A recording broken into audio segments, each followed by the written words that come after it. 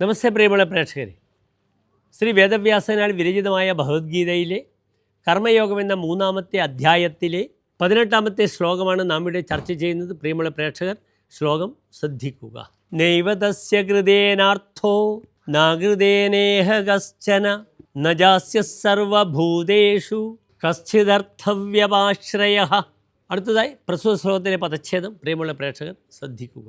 ന ഏവ തസ്യ കൃതേന അർത്ഥഃ ന അകൃതേന ഇഹ കശ്ചന ന ച അസ്യ സർവഭൂതേഷു കശ്ചിത് അർത്ഥവ്യപാശ്രയഃ. ഇനി പ്രസ്തുത ശ്ലോകത്തിൻ്റെ അന്വയം പ്രിയമുള്ള പ്രേക്ഷകർ ശ്രദ്ധിക്കുക. തസ്യ ഇഹ കൃതേന അർത്ഥഃ ന ഏവ അകൃതേന കശ്ചന ന അസ്യ സർവഭൂതേഷു കശ്ചിത് അർത്ഥവ്യപാശ്രയഃ ന ച. ഇനി ശ്ലോകത്തിൻ്റെ സാരാംശം നാം ചർച്ച ചെയ്യുന്നു, ശ്രദ്ധിക്കുക. ഇവിടെ ഭഗവാൻ ശ്രീകൃഷ്ണൻ അർജുനെ ഉപദേശിക്കുകയാണ്.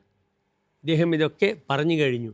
അതുകൊണ്ട് അല്ലയോ അർജുന, നീ കർമ്മഫലം ആഗ്രഹിക്കാതെ കർത്തവ്യകർമ്മം നന്നായി ചെയ്യുക. എന്തെന്നാൽ നിഷ്കാമ പ്രവർത്തനം ഒരു ഭക്തനെ പരമമായ മോക്ഷപദത്തെ പ്രാപിക്കുവാൻ സഹായിക്കുന്നു എന്ന് സാരം. നമസ്തേ.